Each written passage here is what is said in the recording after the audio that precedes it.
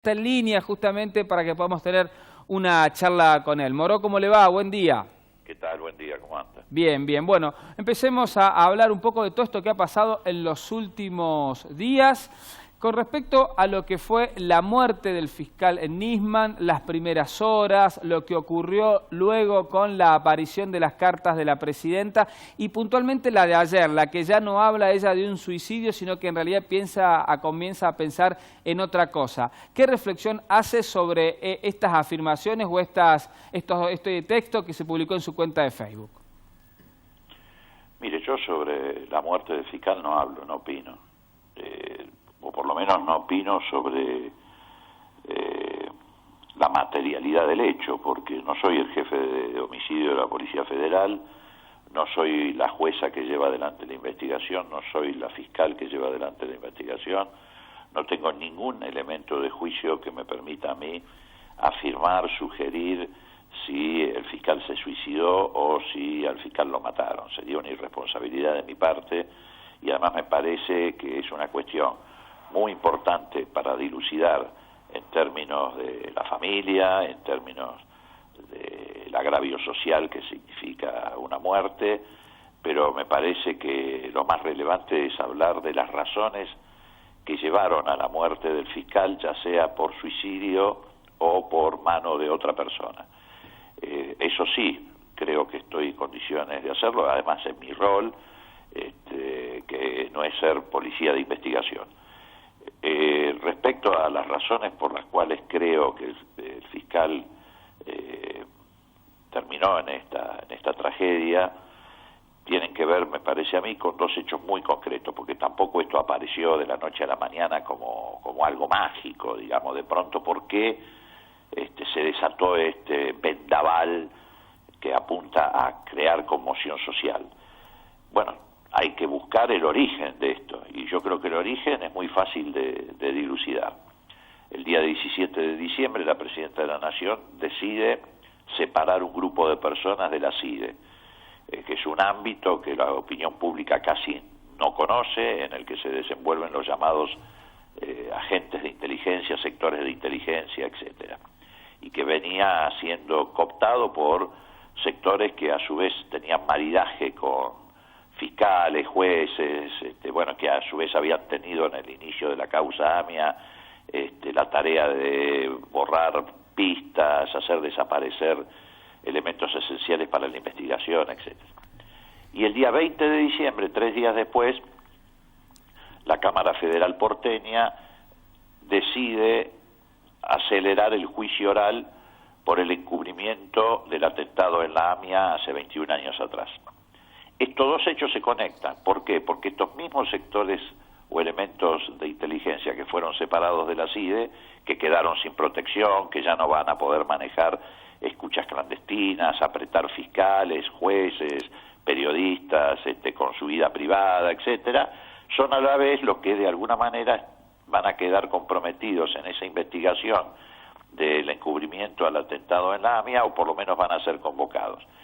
Venían tratando de que este juicio no se reactivara, lo venían pisando, lo venían retrasando, lo venían retardando.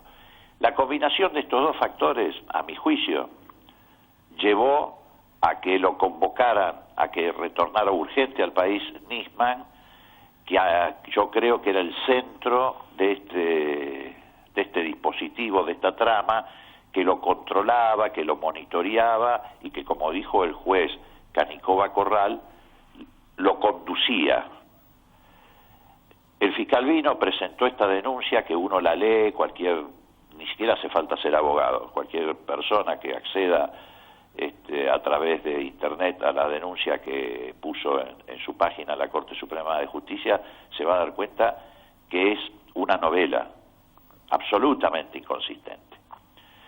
Lo hicieron venir haciéndole creer tal vez al fiscal que iba a terminar siendo un héroe aclamado en la Quinta Avenida de Nueva York y que a su vez iba a venir un portaaviones a llevarse presa a la presidenta y llevarla a Estados Unidos, como hicieron con Noriega en Panamá. Y no ocurrió nada de todo eso. Todo lo contrario, presenta la denuncia y al día siguiente o a los 2 días un vocero del Departamento de Estado de Estados Unidos dice: nosotros no tenemos nada que ver con esta denuncia. A los 3 días, el ex jefe de Interpol, que durante 14 años fue jefe de Interpol y es una figura clave en el servicio secreto norteamericano, dice concretamente: señor Nisman, usted miente, en referencia a que se pretendía levantar las alertas rojas de Interpol. El Congreso Mundial Judío, a pesar de que hicieron una gestión, un abogado vinculado a esos servicios de informaciones para que respaldara la denuncia de Nisman, no se pronunció. El Congreso de Estados Unidos tampoco. El juez de la causa, Canicova Corral, la descalificó, incluso dijo que el fiscal había cometido delitos en su investigación. La jueza Servina Di Cubría, que era la jueza de turno, recibió la denuncia y tan disparatada seguramente le pareció, que dijo: no, esto no amerita levantar la feria judicial. Imagínese usted, una denuncia contra la presidenta de la Nación. Claro. Una jueza dice: no, esto no amerita levantar la feria judicial. Levantaron la feria judicial por cualquier tontería. Quiere decir que la jueza no le encontró ninguna entidad. Todo esto lo dejó solo a Nisman. A partir de ahí lo empiezan a presionar un par de diputadas, porque hay políticos que siempre están en la búsqueda de algún misil para hacerse famosos, para que vaya a la Cámara, a la Comisión de Legislación Penal. Lo empiezan a acosar algunos medios periodísticos que en realidad lo que buscan es provocar cacerolazos que generen conmoción social y no la verdad. Y él dice: bueno, sí, voy a ir, pero a una sesión secreta. Claro, en una sesión secreta nadie sabe qué pasó. Cuando empiezan a exigirle que la sesión sea pública, que haya cámaras de televisión, que los diputados puedan preguntar delante de la opinión pública, yo creo que a este hombre se le empezaron, como dicen normalmente en la calle, a quemar los papeles.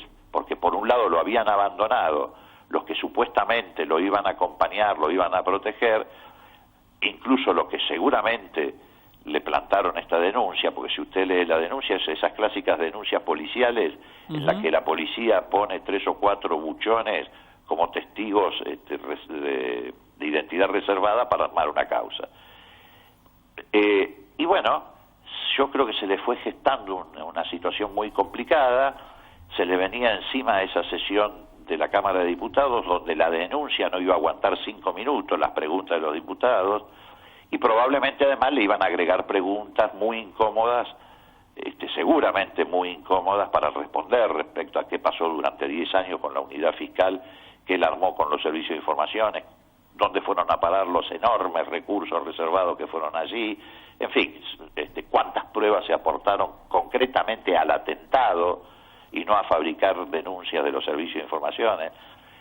Entonces yo creo que eso generó un cuadro de situación que derivó en esta trágica muerte del fiscal, que puede haber sido por propia mano frente a esta sensación de debilidad y de abandono y de endeblez de todo lo que había dicho y de imposibilidad de probarlo, o que puede haber sido por una tercera persona que llegó a la conclusión de que todo esto se le caía en esa sesión de la Cámara de Diputados y que entonces tal vez el impacto de la muerte iba a perjudicar al gobierno mucho más de lo que lo iba a perjudicar la supuesta denuncia.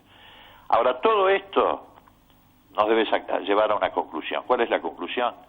Que hay que terminar con este sistema de oscurantismo, de mafias que se mueven. ¿Cómo es posible que los agentes de los servicios de informaciones conduzcan causas judiciales, estén en contacto con los jueces todo el tiempo, transiten los pasillos de los tribunales, pongan fiscales? ¿Saben que eso no pasa en ningún lugar?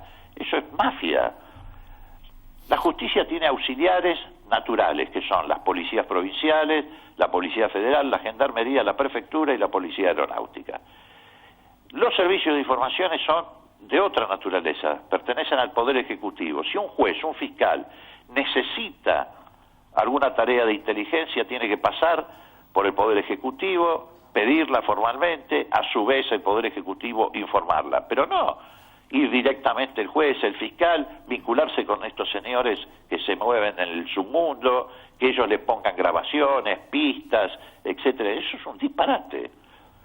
Hay que reformar la ley de inteligencia, hay que cambiar la estructura de estos sistemas de inteligencia que se han transformado en sistemas de extorsión a jueces, fiscales, periodistas, políticos, que los amenazan con cintas sobre su vida privada. Hay que terminar con todo esto. Y yo creo que la democracia, que es el sistema que se perfecciona a sí mismo y por eso es el mejor, así como en su momento liquidó lo que fue toda la estructura de la represión ilegal y la exhibió y la puso sobre la mesa, tiene que hacer exactamente lo mismo con esto. Es una deuda pendiente que tiene la democracia. Esta es una pelea de la democracia contra estas mafias. Moró, ayer se conocieron imágenes de la llegada de Nisman al Aeropuerto Internacional de Ezeiza y algunas versiones indican que quien lo habría ido a recibir sería un agente de la Secretaría de Inteligencia vinculado a Estiuso. De confirmarse esto, ¿a usted le resulta